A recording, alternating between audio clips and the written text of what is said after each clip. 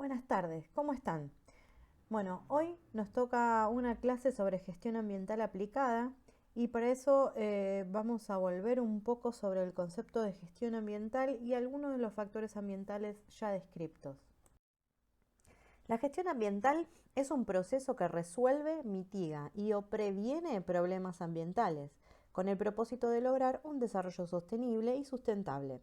Acá hacemos un paréntesis para resolver el dilema de estos dos últimos términos, considerando que el término nació en 1987 en la Cumbre de Río, surgió en el idioma inglés como Sustainable Development, pero su traducción al español se volvió un poco controversial, ya que se tradujo en estos dos términos, sustentable y sostenible, y ambos hoy se utilizan para hablar de cuestiones ambientales. Pero el término sostenible, que procede del vocablo sostener, tiene que ver más con sostener la vida humana e involucra tres factores, el económico, el social y el ecológico, y aparte es utilizado por la UNESCO. El término sustentable proviene del vocablo sustentar, que significa etimológicamente apoyar con razones, y solo tiene consideraciones de factores ambientales. Igualmente les vamos a dejar un video para que vuelvan a escucharlo y aclarar bien este asunto. Volviendo al tema, el desarrollo sostenible permite el desenvolvimiento de las actividades humanas sin comprometer al medio ambiente. Un programa de gestión ambiental pretende encontrar respuestas adecuadas a los problemas suscitados en la relación sociedad-naturaleza. Por eso, en la aplicabilidad de la gestión ambiental tenemos en cuenta factores ambientales que interactúan con la industria. Algunos de estos factores se van a tener en cuenta en estas clases, como ser el aire y el agua, dejando de lado la gestión de residuos y la gestión de energía para clases venideras. Podemos definir contaminación atmosférica o contaminación del aire como cualquier condición en la que ciertas sustancias alcanzan concentraciones suficientemente altas como para producir un efecto nocivo sobre el hombre, el medio ambiente y otros materiales, pudiendo establecer distintos tipos de escala de contaminación.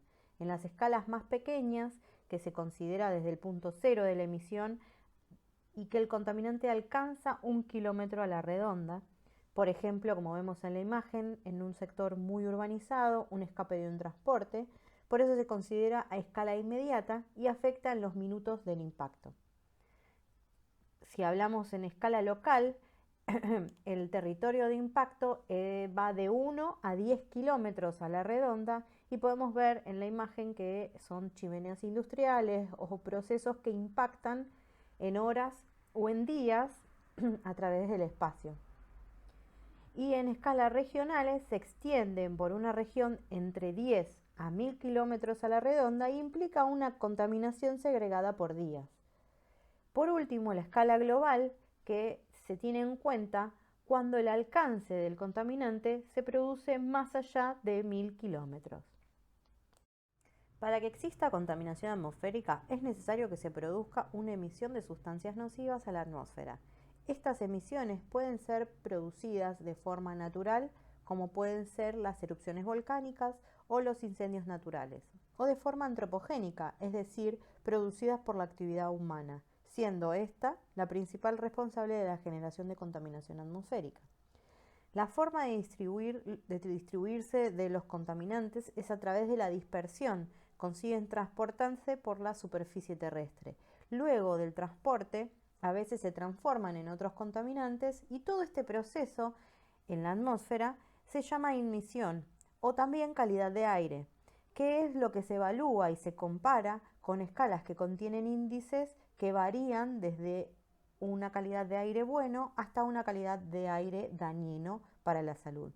Por esto lo vamos a ver un poco más tarde en detalle. Los contaminantes se pueden clasificar como contaminantes primarios o contaminantes secundarios. El primario refiere a un contaminante que se emite de la fuente y mantiene su forma y su composición química, mientras que los contaminantes secundarios son aquellos que experimentan un cambio químico cuando llegan a la atmósfera. Por ejemplo, los contaminantes primarios podemos nombrar metales pesados, compuestos orgánicos volátiles, monóxido de carbono, sulfatos y los óxidos de nitrógeno y las partículas. Y de los contaminantes secundarios podemos observar, por ejemplo, las partículas que colisionan entre sí para formar partículas de mayor tamaño, el ácido sulfídrico o sulfúrico proveniente de la mezcla de la humedad del aire o de las lluvias con sulfatos, más conocido como lluvia ácida, o los componentes que producen el smog fotoquímico que gracias a la luz solar, los gases de efecto invernadero, originan una alta concentración de ozono provocando bruma o nubosidad con olores extraños. Esto último sucede mucho en las zonas urbanizadas. Los contaminantes se pueden clasificar también según sus fuentes, si es una fuente fija o una fuente móvil. Las primeras, o sea, las fuentes fijas, tienen en consideración las industrias, la generación de electricidad, la calefacción de las viviendas, y las fuentes móviles normalmente son los transportes, que queman combustible fósil. Se pueden también clasificar los contaminantes según su composición química, hablando así de orgánicos o inorgánicos. También se puede clasificar según lo que le provoca al hombre o a los animales. Pueden ser gases asfixiantes, irritantes, sensibilizantes, tóxicos del sistema nervioso central, y según la forma de dispersión en el aire podemos hablar de soluciones verdaderas, soluciones coloidales o soluciones en suspensión. Los principales contaminantes atmosféricos son el monóxido de carbono. Por un lado, es un producto de combustión incompleta. Es peligroso para las personas y para los animales, puesto que se fija en la hemoglobina de la sangre, impidiendo el transporte del oxígeno en el organismo. Además, es inodoro y a la hora de sentir un ligero dolor de cabeza ya es demasiado tarde para decidir hacer otra cosa. Se diluye muy fácilmente en el aire ambiental, pero en un medio cerrado su concentración lo hace muy tóxico, incluso mortal. Cada año aparecen varios casos de intoxicación mortal, y a causa de estos aparatos de combustión puestos en funcionamiento en habitaciones mal ventiladas. Los motores de combustión interna de los automóviles emiten monóxido de carbono a la atmósfera, por lo que en las áreas muy urbanizadas tiende a haber una concentración excesiva de este gas hasta llegar a concentraciones como 50 o 100 partículas por millón, tasa muy peligrosa para la salud de las personas.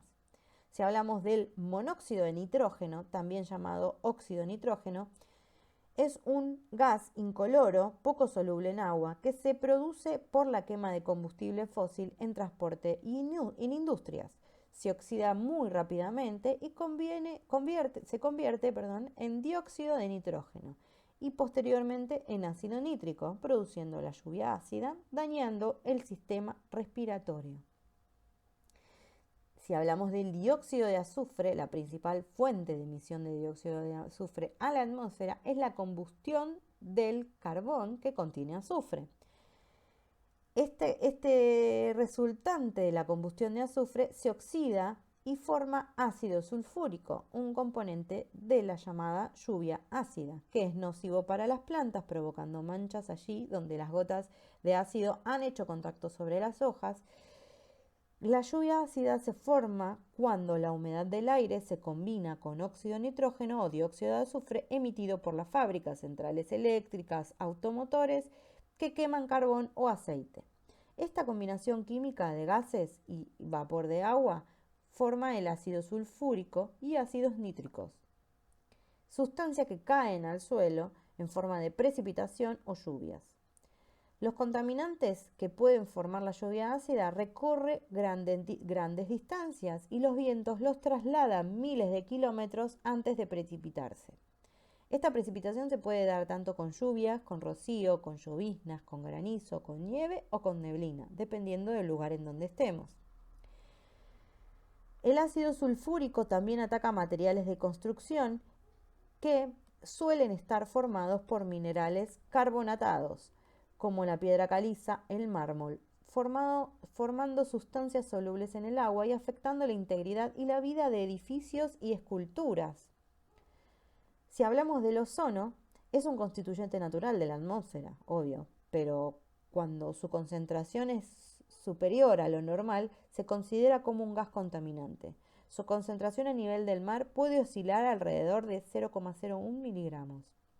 Cuando la concentración debida a los gases de escape de los automóviles es elevada y se mezcla con la radiación solar que es intensa, el nivel de ozono aumenta. Las plantas pueden estar afectadas por su desarrollo por estas concentraciones de ozono. El hombre también resulta afectado por el ozono, causándole irritaciones en las fosas nasales y en la garganta, sequedad en las mucosas de las vías respiratorias superiores.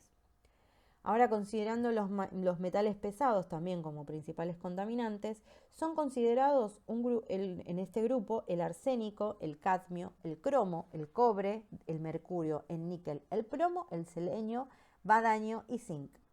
La mayor parte de ellos están formados por partículas finas procedentes de la combustión del carbón y en menor medida de otros combustibles.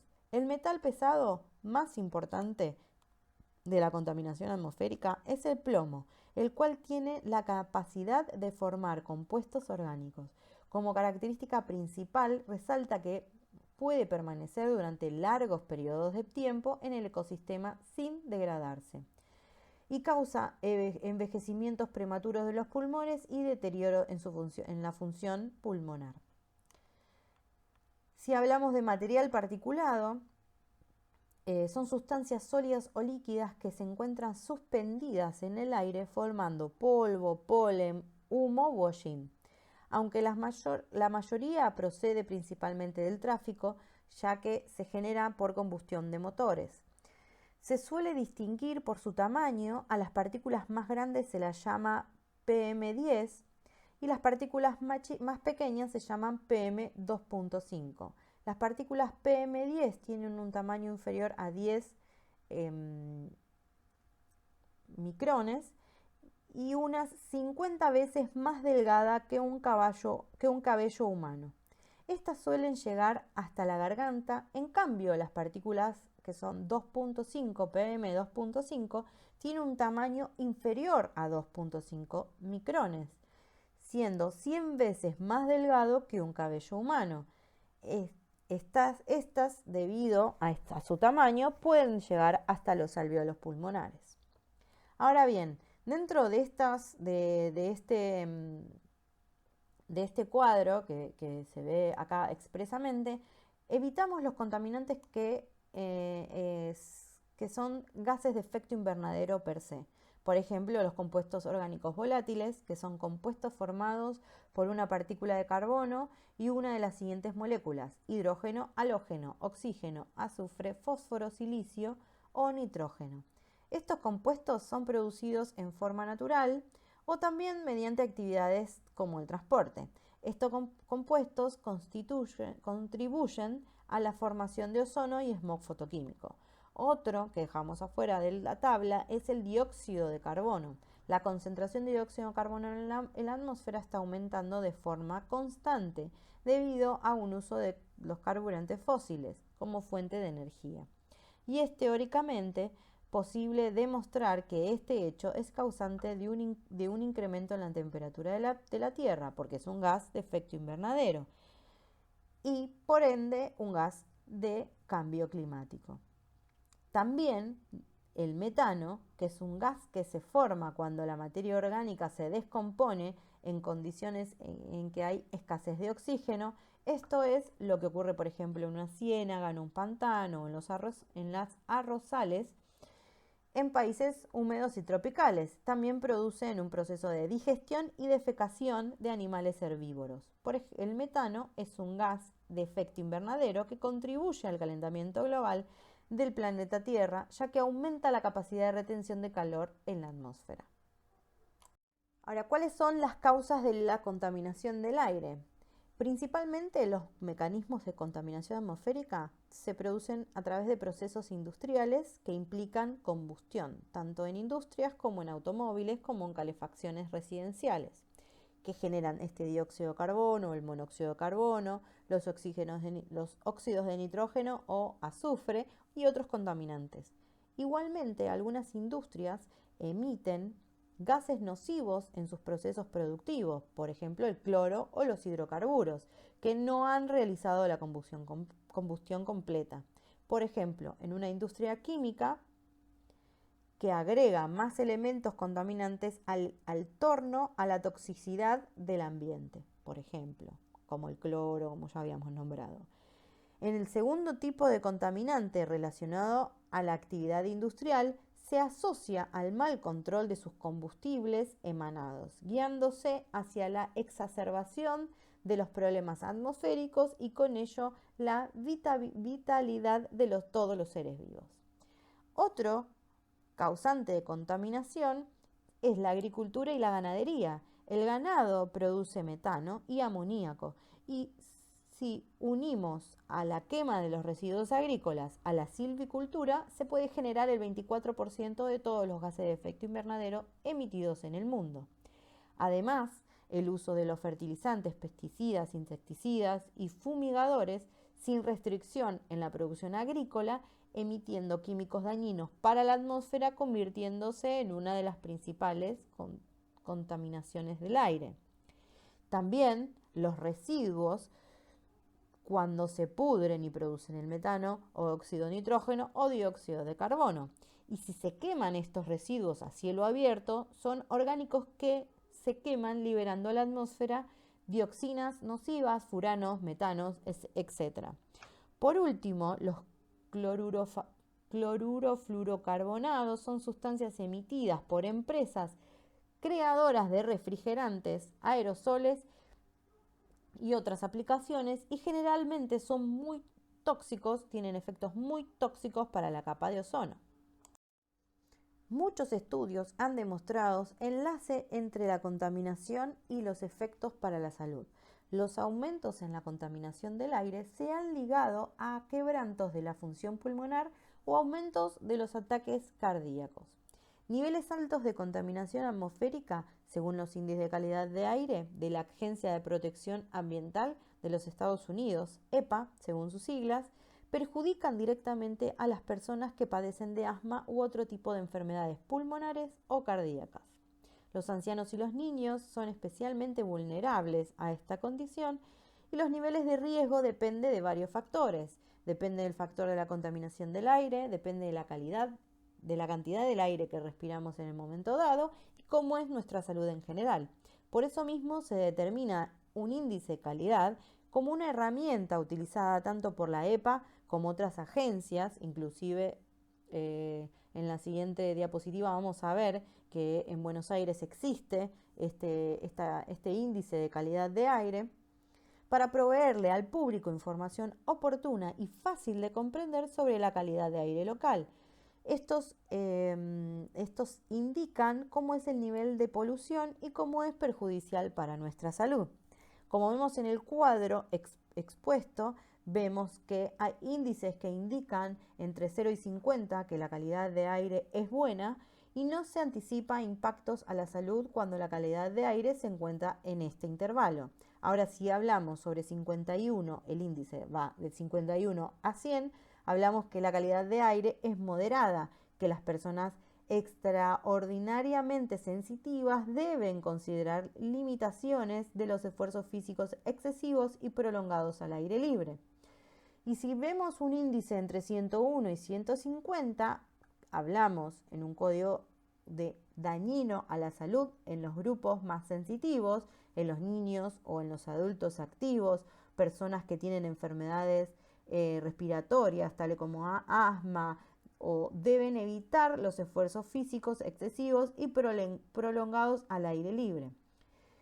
En el intervalo del 151 al 200 es dañina para la salud. Los niños y los adultos activos y personas con enfermedades respiratorias, tales como el asma, deben evitar completamente los esfuerzos excesivos y prolongados al aire libre. Las demás personas, especialmente los niños, deben limitar sus esfuerzos físicos excesivos prolongados al aire libre.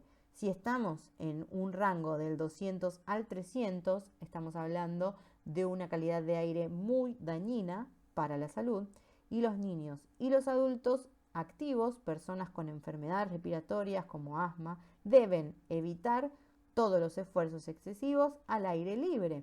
Los demás, especialmente los niños, deben limitar los esfuerzos excesivos al aire libre. Y si tenemos más de 300 en el índice de calidad de aire, estamos hablando de una situación arriesgada, que quiere decir que no deberíamos salir ni respirar ni hacer esfuerzos excesivos al aire libre. Para determinar el índice de calidad de aire, existen centros de monitoreo de calidad de aire por todo el mundo. Inclusive en Buenos Aires existen centros de monitoreo en Dock La Boca, Avenida Córdoba, en la Embajada de Estados Unidos, en Ciudadela, en Morón. Si tenemos posibilidades de entrar a la página que está anotada en la parte superior, observaremos los datos que se vienen tomando en cada uno de estos centros de monitoreo. Dado la importancia de estos contaminantes, deben ser estudiados y controlados, y para ello debe existir a lo largo de las ciudades una red de estaciones de vigilancia de calidad de aire. En la gestión ambiental del componente de aire es importante establecer esta red de monitoreo, que incluya, entre otros factores, la ubicación de las fuentes emisoras en coordenadas geográficas anotadas en un sistema de información geográfica, SIG o GIS, la variabilidad geográfica o la distribución espacial de las concentraciones de los contaminantes, cómo son los ciclos horarios de los contaminantes, transportes, procesos formativos de los contaminantes, condiciones meteorológicas y climáticas, ya sea régimen de viento, modelado climático o atmosférico, pluviometría, temperaturas diarias, estacionalidades e influencia de los fenómenos climatológicos, radiación solar, humedad relativa y topográfica. La densidad de la población también es un factor a tener en cuenta, dónde está ubicada, cómo es su extensión, la composición de los recursos que desean preservar, los biotopos que se desean preservar, los catastros de fauna y flora exótica y endémica, e inventarios de fuentes de emisiones fijas y móviles. Identificación de zonas latentes y zonas saturadas, quemas de pastizales, si son autorizadas o no, y así distintos tipos de situaciones o de factores que pueden interferir con un modelo de contaminación atmosférica y evaluación de calidad de aire. Algunas de las soluciones más bien generales establecidas para mejorar la calidad del aire, o mejor dicho, para generar una buena gestión ambiental del componente aire, se tienen en consideración el cuidado de las áreas verdes, ya que las áreas verdes son sumideros de los gases de efecto invernadero, la reducción de la polución del aire a través de políticas públicas, evitando fundamentalmente la emisión de estos contaminantes, reducir las consecuencias del gas de efecto invernadero, reduciendo las fuentes de CO2 o dióxido de carbono, proponer mejoras en la eficiencia energética, en viviendas, en industrias, considerando en estos lugares algo importante, la gestión energética, que la vamos a ver dentro de unas clases. Además, el uso de energías renovables como biomasa, eléctrica fotovoltaica, térmica solar, eólica, biocombustibles, energía geotérmica, como para fomentar esta gestión de energía, gestión energética positiva, para evitar la emisión de los gases de efecto invernadero. Y por último, comenzando a realizar lo que es una huella de carbono, muy importante para cualquier industria.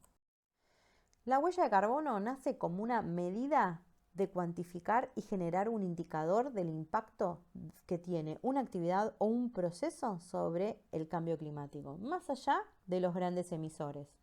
La huella de carbono se define como un conjunto de emisiones de gases de efecto invernadero producidas directa o indirectamente por una persona, una organización, un producto, por un evento o una región geográfica. En términos de dióxido de carbono equivalentes, o sea, se mide la huella de carbono en dióxido de carbono equivalente y sirve como una útil herramienta de gestión para conocer las conductas y acciones que están contribuyendo al aumento de nuestras emisiones, cómo podemos mejorarlas y qué realizar un uso más eficiente de este recurso.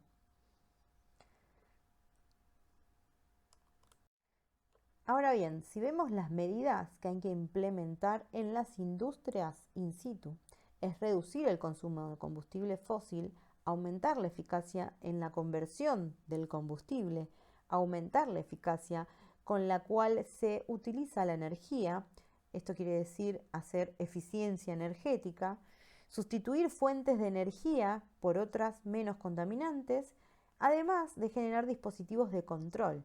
Estos controles se generan controles de precombustión o controles de combustión o controles de postcombustión.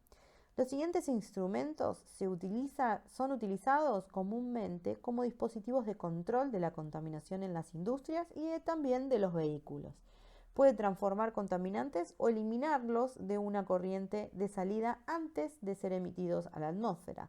Por ejemplo, precipitadores electrostáticos, filtros de aire, carbón activado, condensadores, convertidores catalíticos, recirculadores de gases de escape, desulfuración de gases de flujo, otros gases de scrubbers, columnas incineradoras, provocar absorciones o adsorciones o recombustiones. Y finalmente considerar que gran parte de la gestión ambiental del componente aire es establecer un monitoreo ambiental exhaustivo de las emisiones de las industrias. Ahora bien, continuaremos en el siguiente video para ver cómo es la gestión ambiental del componente agua.